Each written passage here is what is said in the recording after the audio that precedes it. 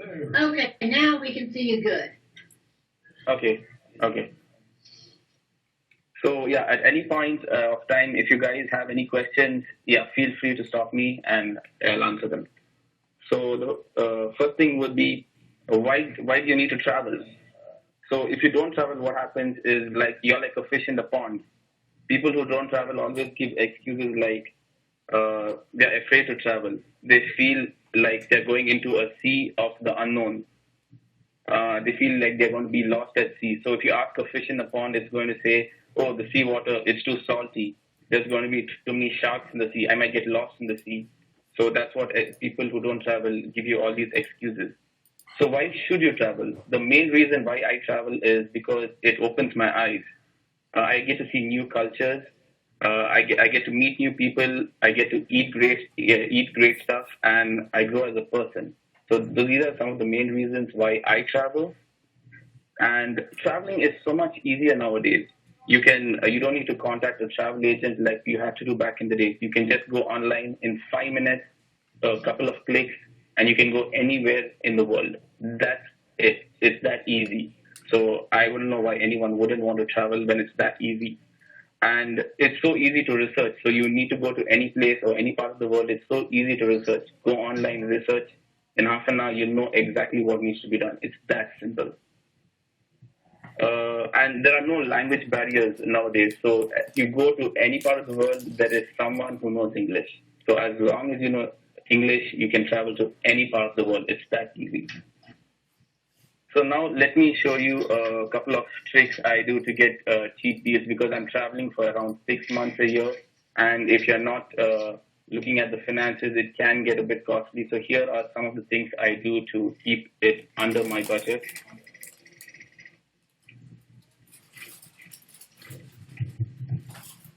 Linda, is there any way I can share my screen? I think we're already. No, you have to give him control. I did. I shared the screen already. You're sharing our screen. Oh, Yeah. Where can I So you've got to. exit to full screen? Click on that. Go. And then I get. Well, there's his. There we go. Okay. We see the Okay. map. Yeah. Okay. So here are a couple of tricks on booking a ticket. So I'm not sure how many of you know this, but whenever you're booking a ticket online, your location matters. So when I say this, so think I'm going to Peru. If I'm booking a ticket to Peru from the United States, I pay much more. But if I'm booking a ticket from the United States to Peru from Peru, I pay much lesser. Their server is tracking you. They're saying, okay, you're from the United States, they're charging you more. If they see you're from Peru, they charge you much lesser. And that's how I got my ticket much lesser. Any questions? So how do you do that? Yeah, how do you do that if you're having to book, say, like from Dallas to Peru and round trip?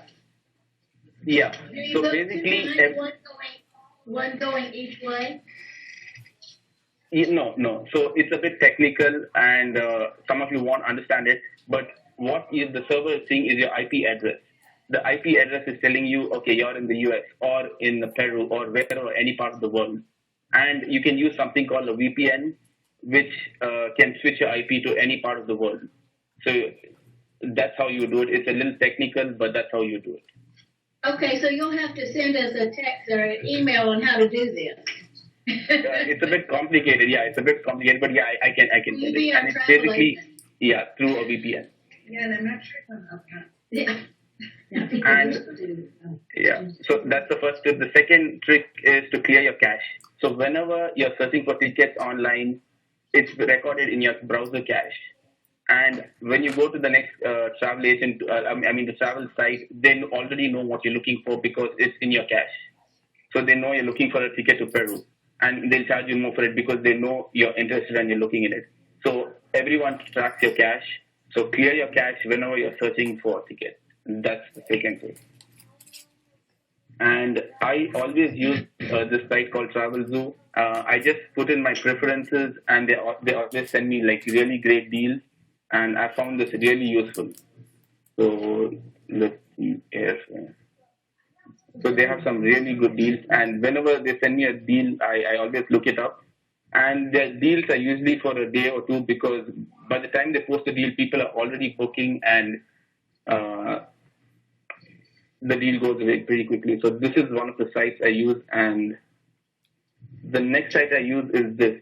So this site is pretty advanced. I'm not sure if it's a pretty new site and it's very advanced. So think you want to go from US to Europe. You just want to go to Europe, any place in Europe. How do you know which is the cheapest flight? Like from Dallas to some place in Europe. How do you know which is the cheapest flight? This is the site that is going to show you. So I just type Dallas, and here I just type Europe. Yeah, see, it allows me to search an entire continent. So I don't need to tell it I'm going to a particular airport. I can just say I'm going to this continent, and it will show me the cheapest entry point into Europe. So, okay, let me just give any day. And I search. So basically, you can see it's showing me the cheapest entry points into Europe. So if I would go for Dallas, if I just want to go to Europe, any place would do. So it shows me the cheapest entry points. The site is relatively new, so they have not updated all the places, but I can even search by country. So say I want to go to India, and I just want to know the cheapest entry point to India. I can search by country.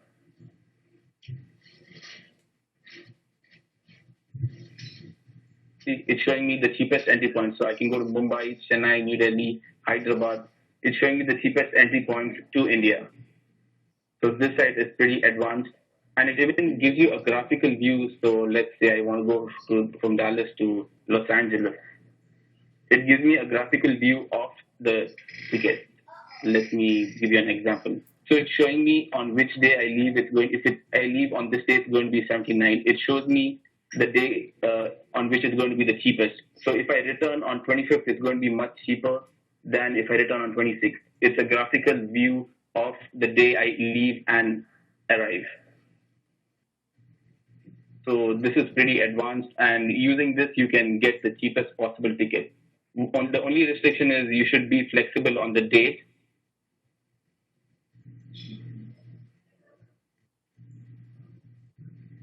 And I use a Sky Scanner also a lot. It gives you pretty deals. So instead of going to each travel site and searching, this is a site that searches maybe 10 other sites and gives you the result.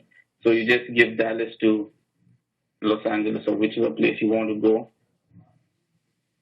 Do you know what airlines are they? Is it they just they'll search 10, 20 sites and give you the best deal. Yeah, it can be any airline. Yeah.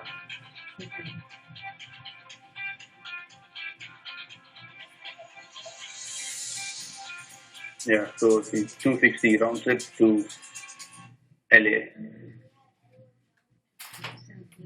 And yeah, basically this site is pretty good. And once in a while, I even use a Groupon Getaways. They also have some pretty decent, not the best, but they have some pretty decent deals from time to time.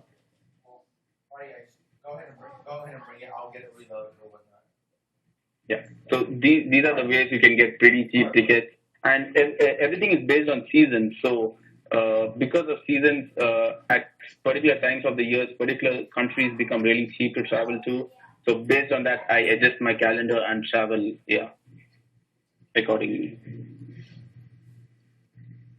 And online, always before booking online, you always have coupon codes and some of the deals going on.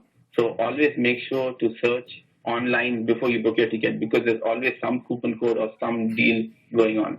Like see there's extra 25% off your first coupon or something. There's always something. So make sure you check for a coupon or code before you book your ticket. I got so many cheap discount tickets that way. Now let me. So here's another thing, interesting thing. So in case you're going to a neighboring country, so think you're in Dallas and you're going to a neighboring country, always go. So think you want to go to Toronto. Never take a direct flight from Dallas to Toronto. We did Chicago. Through Chicago.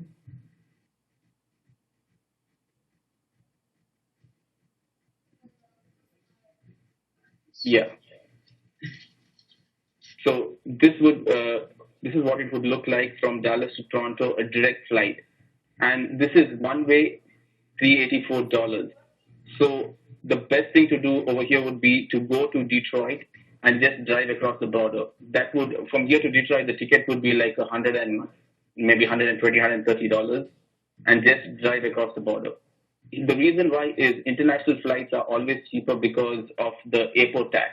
You pay a much higher airport tax for international flights, and domestic is much cheaper. So always, if you're going to another country that's on the border, never go directly to the country.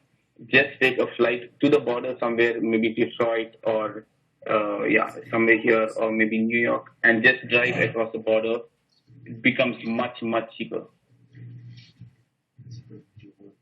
And always look for nearby airports.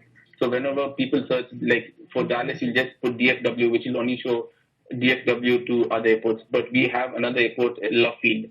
So always check for alternate airports. Sometimes you get less than half the price when you check an alternate airport, even the arrival airport. Like Toronto will have 2-3 different airports. Check for different arrival airports which are close by. You always get some good deals that way.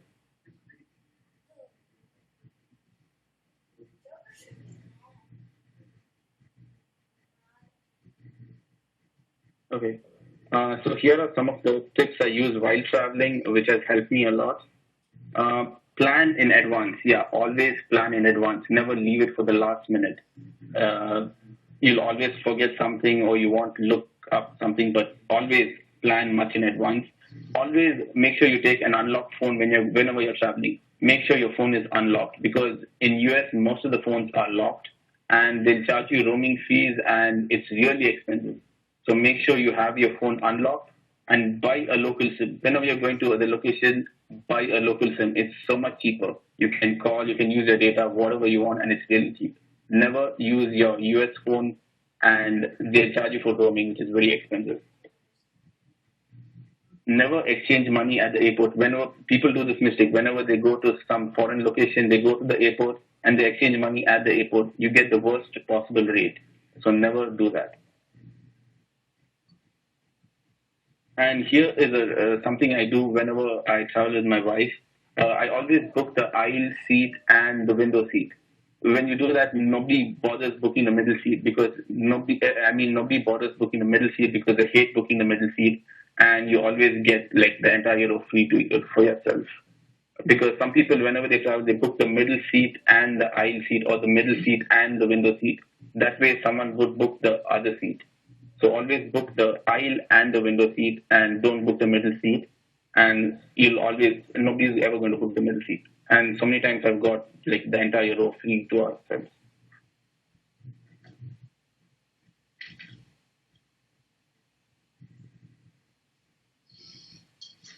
And whenever traveling, always leave your passport in the room. I've seen people do this mistake. They take their passport everywhere they go around, and someone steals your bag or it gets lost, then you're in trouble. Always leave your passport in your room. Just travel around with the bare minimum. And this has helped me a lot on flights. I have this Bose headphone, the noise cancelling one. Really good, really recommend it. I just use it whenever flying. You can't hear anything. Yes. Once you turn the noise cancelling on, you just can't hear anything. It's just like you're sitting in a room and there's no noise at all. And this, is something that's really helped me.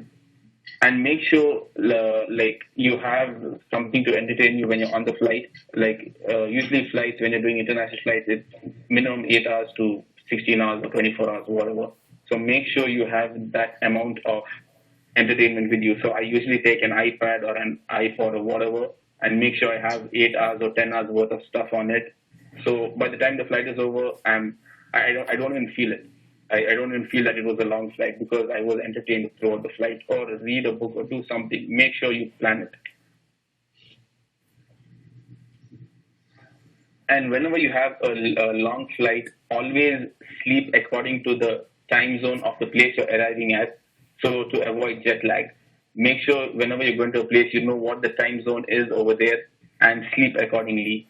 So that, because if you sleep randomly according to the US time, whenever you arrive there, you get jet lag and you lose a day or two, yeah, you're just groggy for the entire day. So make sure you plan and sleep accordingly. Mark your luggage. This is very important. Nowadays they have so many sales, so you buy a bag and there are 1,000 other people buying the exact same bag. So mark your bag. It could be anything, maybe a red sticker or a red label. This would help you and other people because it's not only you might pick the wrong bag, somebody else might pick your bag.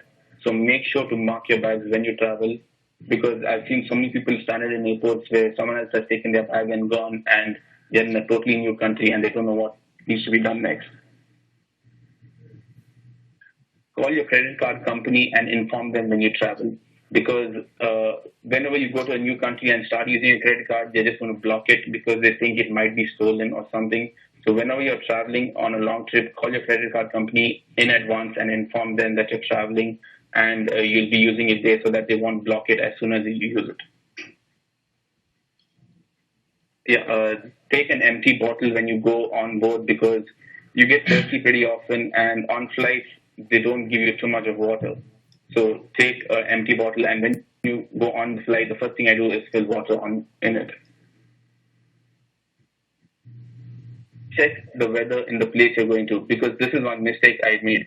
I thought, okay, I'm going to Peru, tropical place, it'll be hot, it'll be sunny. It was freezing cold and it was raining. And I didn't go prepared. So I didn't have a raincoat, nothing. So always check weather.com. Put in the address of the place you're going to or the zip code and check the weather. Always travel with an assumption that you're going to lose your check-in baggage. That's the best way. Assume you might lose your check-in baggage. So make sure you have everything you need to survive in your carry-on. Never put any essential stuff in your check-in. Everything goes in the carry-on because assume you could lose your check-in. And travel as light as possible. Yeah, always travel as light as possible because I've seen so many people, they say, oh, I may need this, I might need that, I might need this, and travel with everything. And when they go there, they have to cart that luggage all over the place. So travel as light as possible. And you always go to Walgreens, you get these travel packs, which is very convenient. Everything you need is in it. So I always go to Walgreens or Walmart or wherever, and you get this small travel packs, which is really convenient. So let me show you a couple of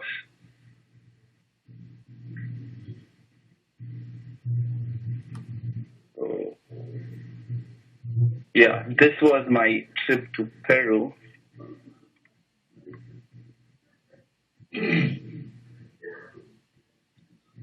Okay, so I went from Dallas to Mexico and from Mexico to Peru. Here's Peru. And when you're going to Peru, there's only one place, it's Lima. That's the only place you have an international flight to. So it's going to be Lima. So from Lima, I went to Cusco. From Cusco, I went to Machu Picchu. From Machu Picchu, I went to Puno. I went to Arequipa. I went back to Lima because that's the only place you can get the flight to Iquitos. And Iquitos is deep within the Amazon jungle. I spent a week in the Amazon jungle and then I came back to Lima for a couple of days and then back to Mexico and back to Dallas. So a couple of tips about Peru is,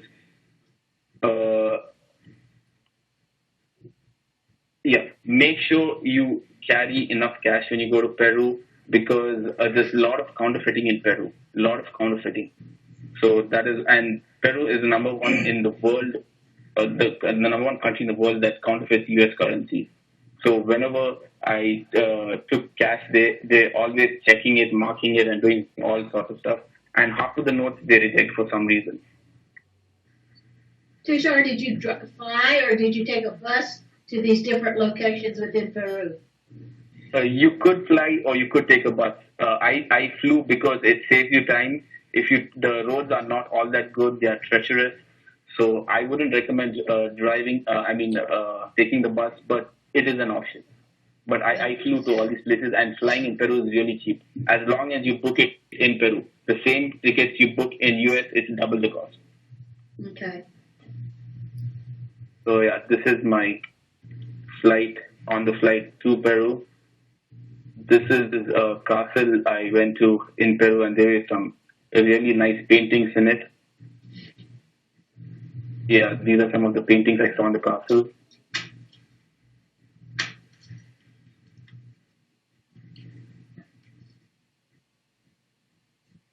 This was outside the castle. As soon as I came outside the castle, I saw this is entire Cusco. It's just like a small city and surrounded by mountains.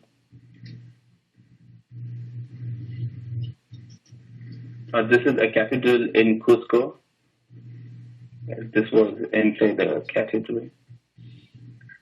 So in this picture, these were the locals, and they create all their clothes using llama. This what you see in the picture is llama skin. The llama. So, and everything, all the color is natural. They don't use anything artificial. So if you can see here, this is purple corn. This purple color they get by using this purple corn. This color is got by this leaf and everything. So all these leaves and fruits and berries are used. So you can see it's white. They dip it in and they get these colors. And they put each thing in the bowl and which vegetable it is. So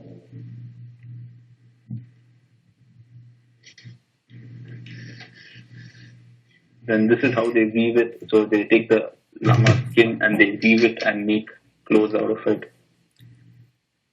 And they have 1,000 different types of corn. There's all colors of corn. There's corn and potato. That's all they eat. So there's so many different types of corn. I just got tired of eating corn once I went there. And these are some of the hats I saw.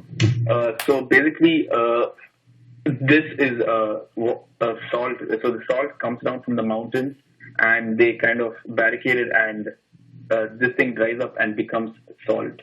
So all this you're seeing is salt, which is coming down from the mountain. Yeah, and they package it, and they have 100 different types of salt, which they're selling there. This is their step farming or their crop cycle. I went in the wrong season, but otherwise this is totally green, and they grow crops here. This is in Lake Titicaca. They build entire cities on the lake, and in the next picture you'll see it. But this is what they do: they cut the grass or something that grows on the lake, and they kind of dry it out and make a bed so that they can build houses on it. Yeah, this is the grass they use, and they build the houses on the lake. Yeah, and they have no electricity. All they get is this solar power. Yeah, they get all the electricity from the solar panel you see here.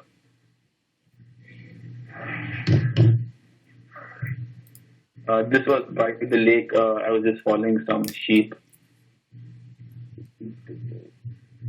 This was a llama I found, and he started posing, so I clicked a couple of pictures of him. Looks like a small baby.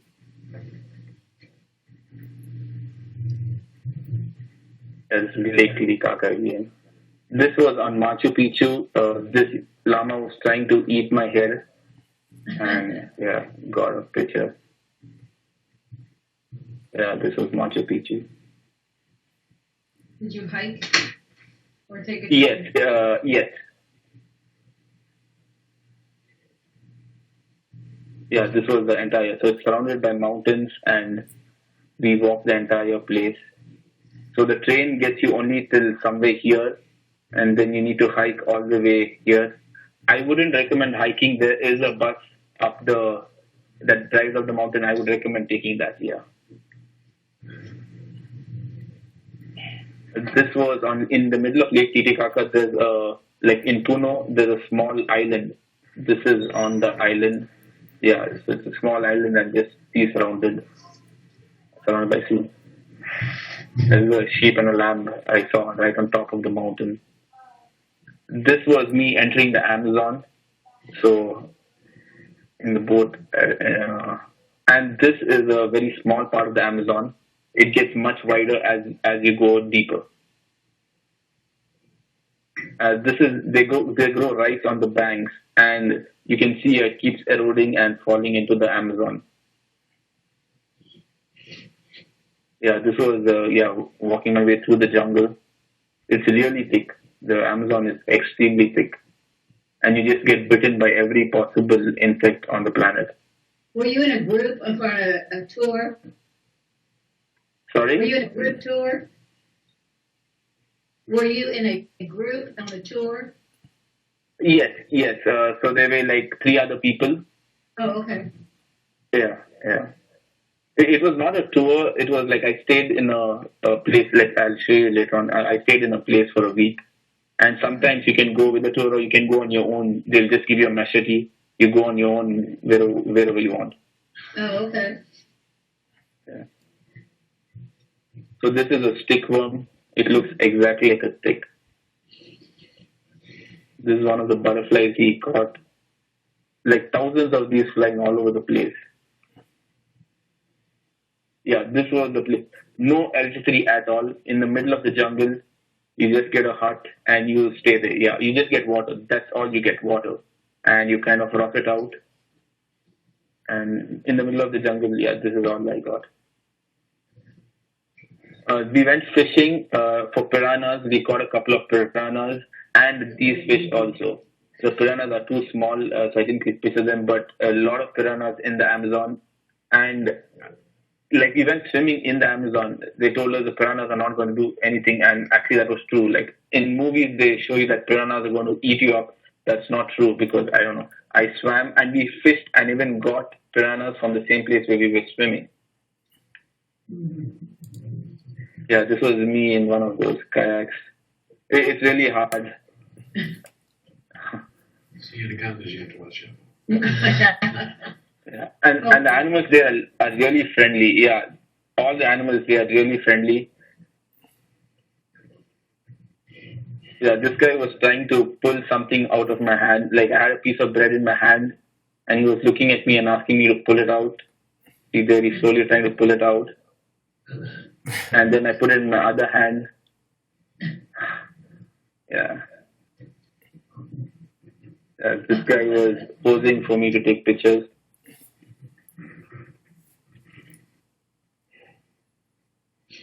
Yeah, this was a sloth. He moved so slow. This was an anteater. And these birds. Yeah, these 2 monkeys were swinging on my hand. Yeah, they finally sat down for me to take a picture. Now, are you just in a preserve? It's not a zoo or anything. It's just in a preserve. No, it's not a zoo. It's not even a preserve. These animals are just lying around because they know people come there and they'll feed them. So these are wild animals. Okay. Yeah, and this place is in. This place is in the Amazon, and these animals love coming here because they know people are going to feed them. So that's why they come here. Okay. And that's why you love to touch them, you love to carry them, you love to hug them, you love to do anything. Nobody cares. And this was an anaconda. I thought, okay, let's lift him and see how heavy he is. He was really heavy. This guy was really heavy. David's hiding his face now. And these are some worms. They gave me to taste, but I never ate them. But what is it? Oh, some worms. It's some worms. I don't know what worms, but. Okay. Crispy fried. No, this was back in Lima. Once I got back to Lima, it was octopus. Ooh. And this was some meat, random meat. I don't know what it was, but it was really good. So that was my. Yeah. Then after that, my Hawaii trip was, I started in Dallas.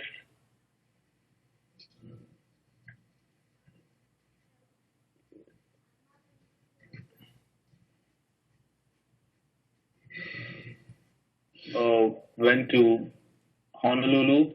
From there, I went to Maui. And from there, I went to the Big Island. And from there, back to Dallas. And then to Puerto Rico. And from there, back to Dallas. So, very few pictures of that trip. So this was my flight to Hawaii.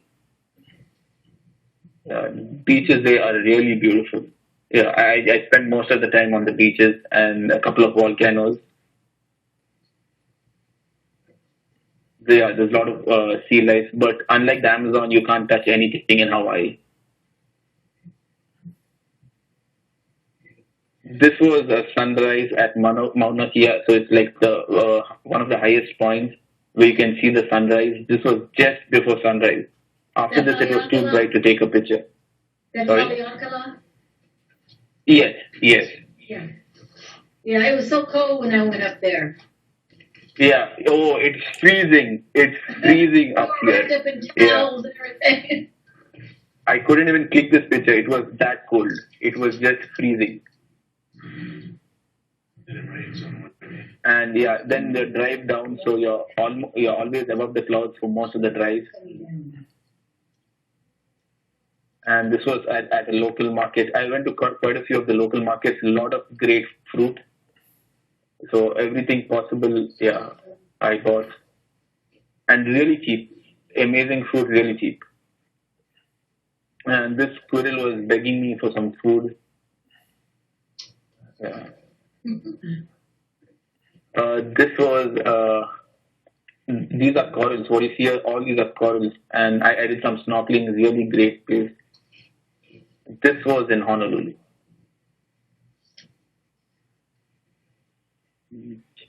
And this was some wildlife preserve. I think this one was at Maui. There were peacocks and all kinds of animals in this place.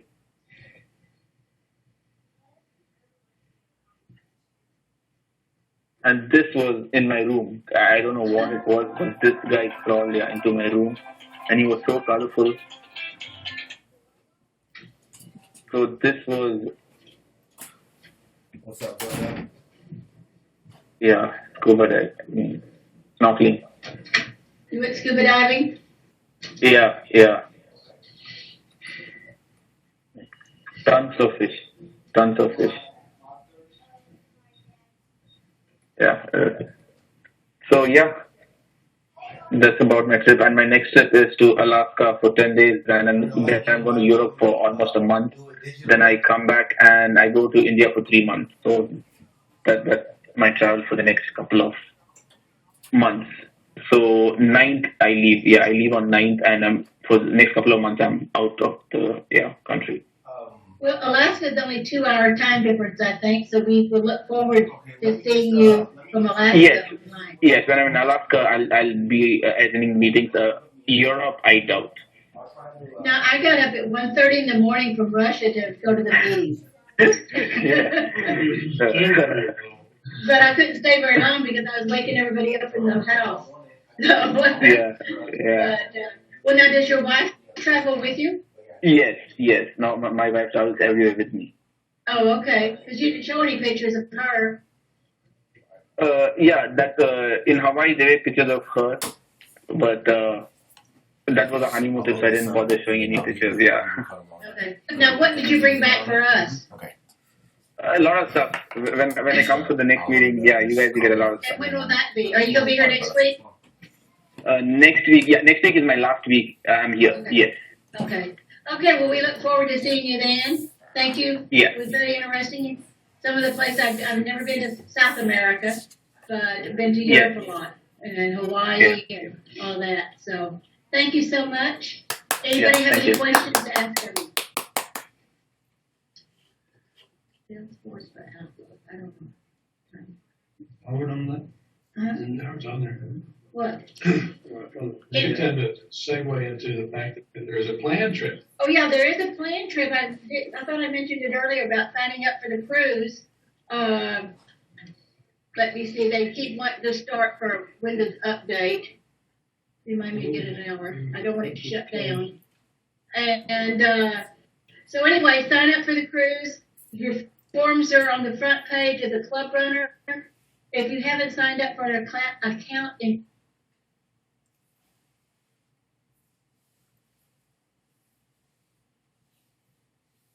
donation givings are. We do want to make everybody contribute to the Rotary Foundation. We'd like to see $100 a year, which is only like $15 and something a month. There would be great, but you can do it automatically with your credit card and just set it up as an automatic payment. You won't miss it. Less than a meal, so a month. So please do that. Angelo is our foundation chair, so let's make him look good, and let's make Bill look good.